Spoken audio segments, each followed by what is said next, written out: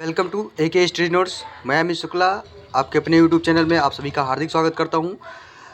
मैं हर वीडियो की तरह आपको एक वीडियो आपके लिए फिर से एक आपके बीच में उपस्थित किया हूं दोस्तों। BE तृतीय सेमेस्टर 2022-23 के सभी छात्र छात्राओं के लिए जो मेडिवल हिस्ट्री का सेकेंड पेपर का क्वेश्चन है, जो आपके मोस्ट इम्पॉर्टेंट क्वेश्चन है, यूरोप के इतिहास से संबंधित ये बिलोंग कर रहा है आपका, और सबसे आपके पेपर में महत्वपूर्ण तरीके से आपका लाभकारी होगा। सबसे अहम भूमिका आपके इस पेपर में रहेगा, यानी कि सबसे महत्वपूर्ण आपका टॉपिक भी चल रहा है इसमें, और बैक टू बैक क्लासेस आपके सीरियल वाइज क्लासेस चल रही है। आपको कोई दिक्कत नहीं आएगी, जिससे कि आपके पेपर में आपको पढ़ने का चांस भी पूरा मिल रहा है और अंक बटोरने का भी पूरा सबसे ज़्यादा टाइमिंग मिल रहा है। तो इस तरीके से आप लोग अपने आप को मजबूत करते रहिए दोस्तों। अब बात करेंगे आपके टॉपिक की ओर। आपका जो टॉपिक रहेगा वो प्रथम विश्व युद्ध के बाद फ्रांस में अपनी सुरक्षा के लिए उपाय क्या क्या किया उन्होंने। दूसरा टॉपिक रहेगा मुसोलिनी इटली का तानाशाही कैसे बना, यानी कि उसने तानाशाह किस प्रकार से अपने इटली पे जमाया। और तीसरा आपका आएगा म्यूनिख समझौता है, बहुत ही महत्वपूर्ण क्वेश्चन होगा ये आपका म्यूनिख समझौता। उसके बाद में रोम, बर्लिन, टोक्यो, ये दोनों राज्यों के उद्देश्य में क्या प्राप्ति हुई, ये चीज़ें मैं आपको यहाँ पे बताऊँगा। तो ये ऐसे टॉपिक आपके बीच में मैं एक पेन किलर के रूप में मैं आपको देता रहूँगा, जिससे कि सारे पेपर में आपके लिए एक बहुत ही महत्वपूर्ण और लाभकारी सिद्ध होगा। जैसे कि मैंने आपको पहले सारी चीज़ें बताई थी कि आप लोग कभी भी हैरान मत होइए, क्योंकि पेपर नज़दीक आने आता है और आप लोग घबराते रहते हैं कि पेपर में किस तरीके से करना है। तो ऐसा कुछ नहीं है, आप लोग अपने आप को अच्छे तरीके से मोटिवेट करते रहिए और अपने आप को क्रिएट करते चलिए कि हमें अपने सिलेबस को कंप्लीट करना है। तो आप सिलेबस को देखिए और सिलेबस को कंप्लीट करते हुए अपना क्लियर करते चलिए। एक प्रश्न, अलग अलग प्रश्न आपको मैंने इसी वजह से दे रहा हूँ। अब बात करते हैं आपके टॉपिक की ओर। चलिए टॉपिक की ओर लेके चलता हूँ। अगर वीडियो को अभी तक लाइक नहीं किया है तो लाइक कर दें और चैनल को ज़रूर सब्सक्राइब कर दें। बेल आइकन दबाना ज़रूर ना भूलें, क्योंकि आने वाली वीडियो आप लोग को ज़रूर मिलती रहे। चलिए लेके चलते हैं दोस्तों आपको अपने टॉपिक की ओर। और अब बात करते हैं, आपका पहला प्रश्न दे रखा है, प्रथम विश्व युद्ध के बाद फ्रांस ने अपनी सुरक्षा के लिए क्या क्या उपाय किए।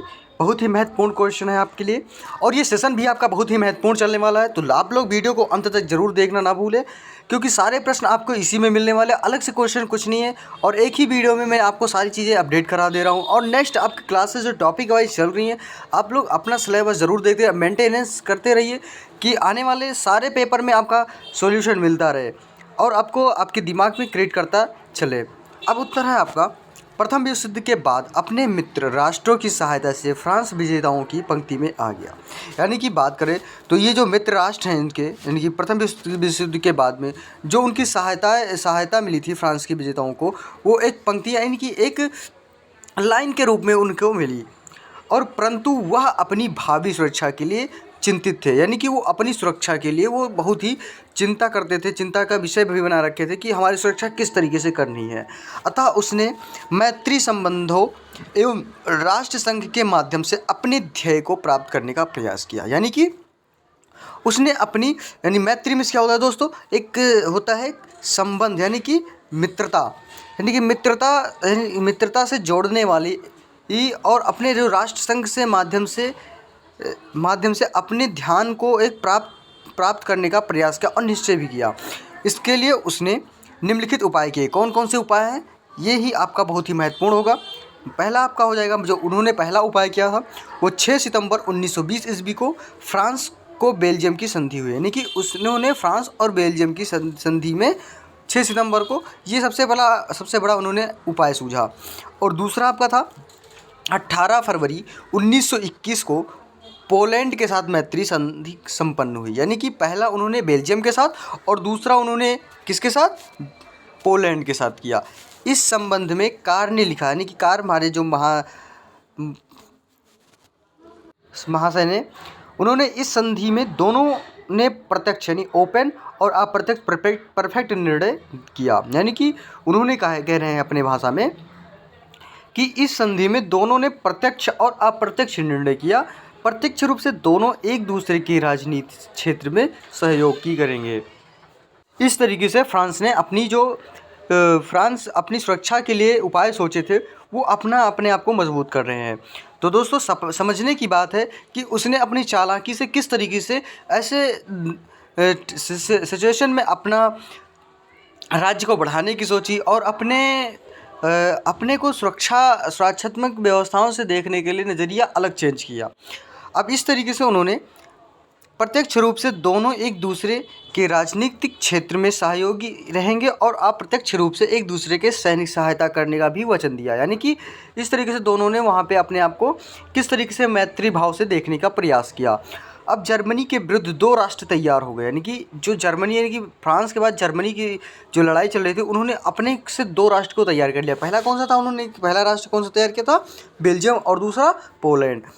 अब इस तरीके से उन्होंने फ्रांस की शक्ति भी बढ़ती गई और दोनों राष्ट्र तैयार हो गए तो फ्रांस की शक्ति भी अत्यधिक बढ़ गई। नेक्स्ट है आपका, अब आपका आ गया फरवरी 1921 ईस्वी में पोलैंड ने अपने साथ चेकोस्लोवाकिया, युगोस्लाविया तथा रोमानिया को शामिल करके एक लघु गुट का निर्माण किया। यानी कि बात करें तो उन्होंने चेकोस्लोवाकिया और युगोस्लाविया तथा रोमानिया को शामिल करके एक लघु गुट का निर्माण किया।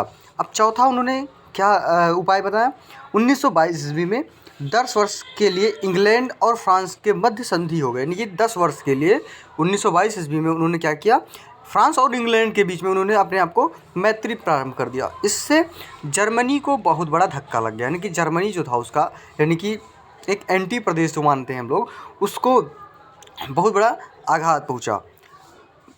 पांचवा, फ्रांस ने चेकोस्लोवाकिया तथा रोमानिया के साथ 1926 में युगोस्लाविया के साथ संधि हुई। यानी कि उसने इस प्रकार संधि की कि जो हमारा जर्मनी है उसको किस तरीके से आगे, मतलब कि बात करें तो उसको किस तरीके से प्रशासित करना चाहा, उसको परास्त करना चाहा। चौथा क्वेश्चन, इसी प्रकार लोकानो समझौते में निशस्त्रीकरण का प्रस्ताव रखा और आपसी झगड़े का निर्णय करने के लिए राष्ट्रसंघ को चुना। यानी कि आपसी जो झगड़े हुआ करते थे उसमें जो निर्णय करने का चांस बनाया उसे राष्ट्रसंघ को ही चुना। इस तरीके से उन्होंने फ्रांस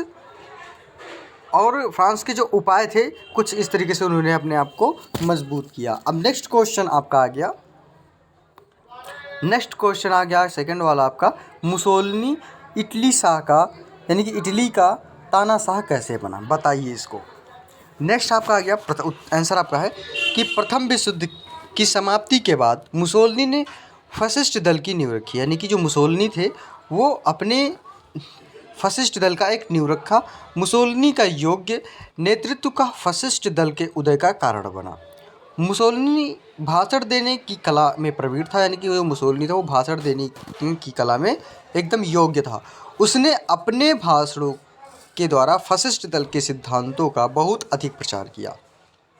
1921 में मुसोलिनी ने यह घोषणा की, यदि इटली की शासन सत्ता हमारे हाथों में नहीं आई तो हम रोम पर आक्रमण कर देंगे। यानी कि उसने कहा कि अगर इटली की जो शासन सत्ता हमारे हाथ में नहीं आई तो हम रोम पर आक्रमण करेंगे। 28 अक्टूबर 1922 ईस्वी के मुसोलिनी ने अपने 50,000 स्वयंसेवकों के साथ रोम पर आक्रमण कर दिया। 31 अक्टूबर 1922 ईस्वी को मुसोलिनी इटली का प्रधानमंत्री बना। यानी कि उसने रोम पर आक्रमण किया और इटली का प्रधानमंत्री भी बन गया। इससे कुछ ही महीनों बाद उसने इटली में तानाशाही शासन स्थापित कर दिया और प्रधानमंत्री बनते ही उसने कुछ महीने बाद तानाशाही शासन स्थापित कर दिया। नेक्स्ट आपका क्वेश्चन आपका है, अब नेक्स्ट टॉपिक था कि प्रधानमंत्री बनने के बाद मुसोलिनी ने इटली में शांति व्यवस्था स्थापित की। उसने 1924 ईस्वी में चुनाव करवाए जिसमें फसिस्ट दल को स्पष्ट बहुमत प्राप्त हुआ। इसके पश्चात उसने अपने विरोधियों का दमन करना प्रारंभ किया। मुसोलिनी ने भी राजकीय पदों पर फसिस्ट दल के सदस्यों की नियुक्ति किया और उसके अतिरिक्त सभी राजकीय पदों पर फसिस्ट दल के सदस्यों को नियुक्ति किया। यानी कि जो उसके राष्ट्रीय पद के जो फशिस्ट दल के सदस्य को नियुक्त किया, उसमें अतिरिक्त सदस्य जो नियुक्त नहीं हुए थे उनको नियुक्त किया। उसने सभी विरोधी राजनीतिक दलों को भंग कर दिया। इस प्रकार मुसोलिनी इटली का तानाशाह बन गया। यानी कि उसने अपने सिवा किसी भी दूसरे पार्टी को चाहा ही नहीं, और उस जो भी उभरने की कोशिश कर रहा था तो उसको उसने भंग करके अपना राज्य जमाया। इस तरीके से उसने अपना तानाशाह इटली का माना जाता है। तीसरा क्वेश्चन आपका आ गया, म्यूनिख समझौते पर एक टिप्पणी लिखिए।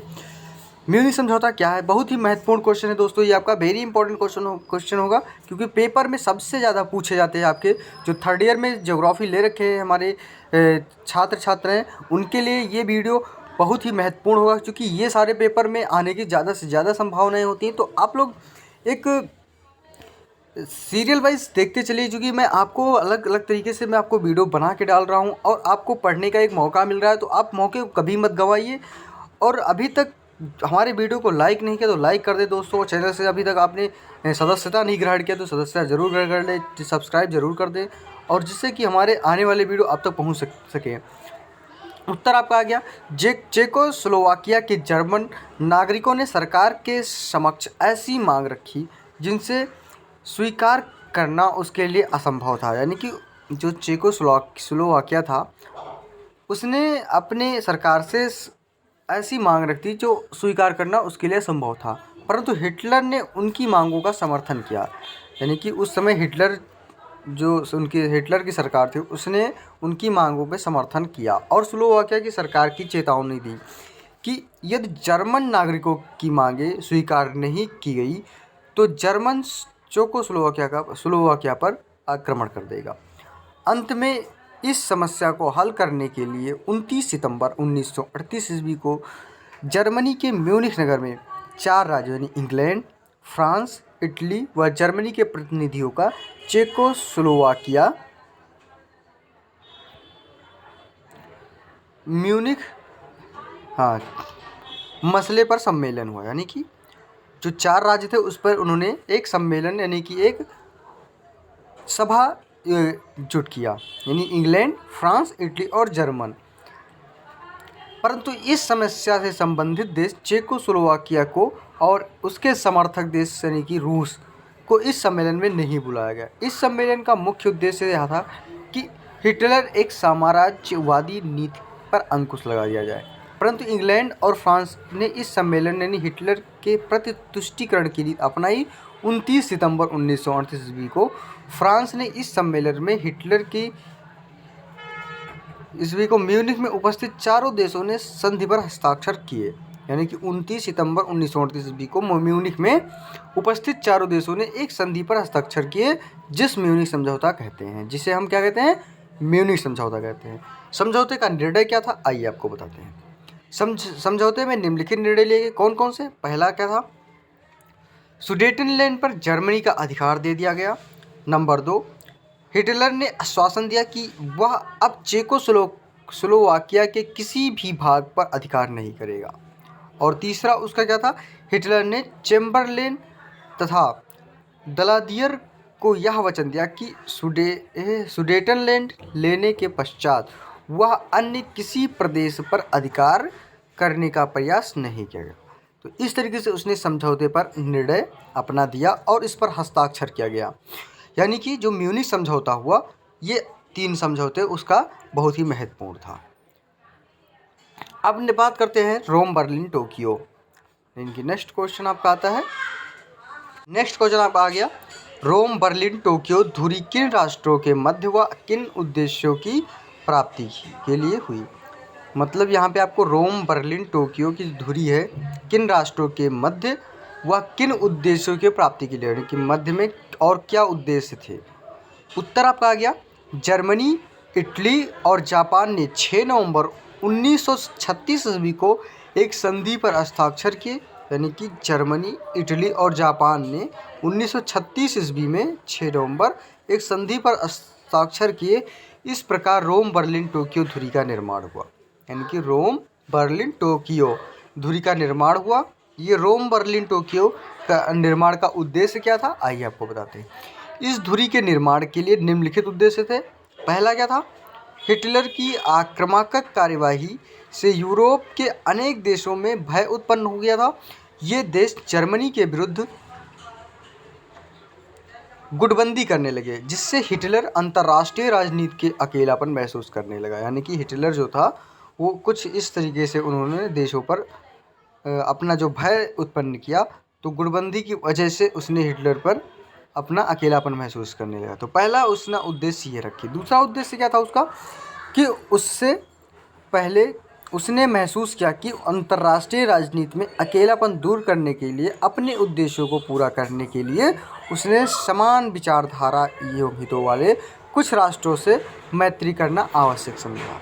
यानी कि उसने सोचा कि अगर हम 2-4 राष्ट्रों से अगर हम अपना संबंध बना लेते हैं, यानी कि मित्रता कर लेते हैं, तो हमारा कुछ मदद करने के लिए वो सामने खड़े रहेंगे। तो इस तरीके से उसने अपना जो उद्देश्य समझा ये था। अब तीसरा क्या उद्देश्य था इसका? तीसरा उद्देश्य था, उस समय इटली तथा जापान ही ऐसे असंतुष्ट राज्य थे जो अपनी विस्तारवादी नीतियों के कारण अन्य देशों की मित्रता खो चुके थे। यानी कि इटली तथा जापान ऐसे असंतुष्ट राष्ट्र थे जो अपनी विस्तारवादी नीतियों के कारण अन्य देशों की मित्रता खो चुके थे। यानी कि जो अदरवाइज बात करें कि जो अदर राष्ट्र थे उनसे जो मैत्री थी उनकी, यानी कि मित्रता का संबंध था, वो उसने खो दिया था। चौथा टॉप उनका क्या उद्देश्य था? इटली तथा जर्मनी आसानी से एक दूसरे के मित्र हो सकते थे। साम्यवाद दोनों समान शत्रु थे, दोनों ही अधिनायकवाद में विश्वास करते थे। यानी कि उसने अपने आप को शत्रु भी मानते थे और साम्यवाद होने के कारण वो शत्रु भी हुआ करते थे और एक दूसरे के मित्र भी हो सकते थे। यानी कि यहाँ पे इटली और जर्मन आसानी से अगर बात करें तो वो दोनों एक दूसरे पे आसानी से मित्र बन सकते थे, लेकिन कुछ उसमें कमियां थी जो यहाँ पे मैंने आपको यहाँ पे बताया है कि अधिनायकवाद की वजह से विश्वास नहीं करते थे। तो इस तरीके से उन्होंने अपना पैर नहीं जमाया। अब आपका नेक्स्ट क्वेश्चन है 5वां, यानी कि लोसान के संधि के बारे में आप क्या समझते हैं? लोसान की संधि के बारे में वो आंसर है आपका, तुर्की के नई सरकार के साथ सब विवादग्रस्त मामलों के नए सिरों से निपटारा करने के लिए 10 नवंबर 1922 ईस्वी को स्विट्जरलैंड के अन्यतम नगर यानी कि लुसान में एक सम्मेलन प्रारंभ हुआ। यानी लोसान की संधि किस प्रकार हुई, यह भी आपका महत्व है कि वेरी शॉर्ट ये आपका जो होगा दोस्तों, ये आपका लघु उत्तरीय प्रश्न होता है। तो लघु उत्तरीय प्रश्न में आपको कुछ इस तरीके से आपके छोटे छोटे आंसर रहेंगे, आपको जो 200 वर्डों में लिखने होते हैं पेपर हुए। तो आप लोग कभी भी घबराइए नहीं, क्योंकि आपके ये सारे पेपर में पूछे जाते हैं। चूँकि प्रीवियस ईयर का आप लोग पेपर उठा के देख लिए तो सारे प्रश्न आपको मैं जो बता रहा हूँ, आपको जो पढ़ा रहा हूँ, ये सारे प्रश्न आपके पेपर में ज़रूर मिलेंगे। अब नेक्स्ट है आपका, तुर्की के नई सरकार के साथ जो उनके विवादग्रस्त मामले के नई सिरे से जो निपटारा करने के लिए सोची, उन्होंने 10 नवंबर 1922 ईस्वी को स्विट्जरलैंड के अन्यतम नगर में यानी लुसान में एक सम्मेलन प्रारंभ हुआ, जिसमें भाग लेने वाले देश कौन कौन थे?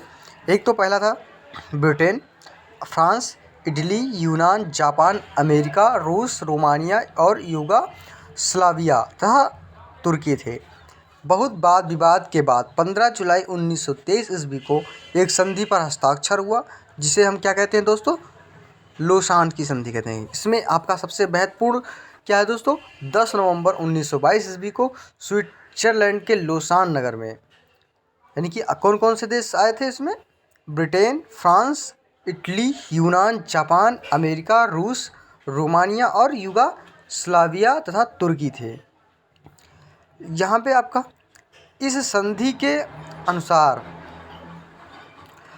पूर्वी थ्रेस जैसे स्मार्ना, अडेलिया, अनातोलिया प्रत्येक प्रदेशों जो सेब्रे की संधि के अंतर्गत विविध यूरोपीय राज्य को दे दिए थे, तुर्की को वापस दे दिए गए। यानी कि क्षतिपूर्ति की रकम में भारी कमी कर दी गई और कुर्दिस्तान पर तुर्की का प्रभुत्व मान लिया गया और ईरान तथा तुर्की की सीमा निश्चित करने का प्रश्न भविष्य के लिए स्थगित कर दिया गया।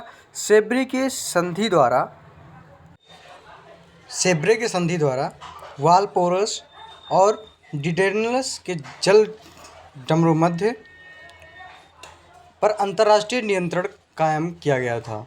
लोसान संधि के द्वारा इसे रद्द कर दिया गया और राजनीतिक दृष्टि से इस पर तुर्की का अधिकार इस प्रकार स्वीकार किया गया। पर तुर्की जलडमरू मध्यों के आसपास केवल किलेबंदी नहीं कर सकता था, संसार के सभी देशों के जहाज इस मार्ग में आ जा सकते थे। इस प्रकार लोसान की संधि के द्वारा मित्र राज्यों और तुर्की का झगड़ा समाप्त हो गया। यानी कि इस प्रकार उसने अपना निर्णय जो हस्ताक्षर किया गया लोसान की संधि पर, ये कुछ इस तरीके से वहाँ पे आपको लिखने को मिला, यानी कि हस्ताक्षर पर किए गए। इस संधि की विशेषता यह थी कि आरोपित संधि नहीं थी बल्कि बातचीत के द्वारा तय की गई थी और इसलिए युद्ध के बाद होने वाली अन्य संधियों की अपेक्षा अधिक दृढ़ और अस्थायी हो गई। यानी कि एक विद्वान के अनुसार, यानी कि हमारे जो महाशय हैं उनके अनुसार क्या कहा गया कि सेब्रेक की संधि को पूर्णतः नष्ट करके उसके स्थान पर लोसान की संधि करना कमाल पाशा का अंतर्राष्ट्रीय क्षेत्र पर भारी विजय थी। यानी कि 200 वर्षों से तुर्की यूरोप का मरीज कहलाता था और पश्चिमी राष्ट्र इस काल में निरंतर उसको लूटने का प्रयास करते आ रहे थे। यानी कि वह युग अब समाप्त हो गया। इस प्रकार मुस्तफ़ा कमाल ने लोसान की संधि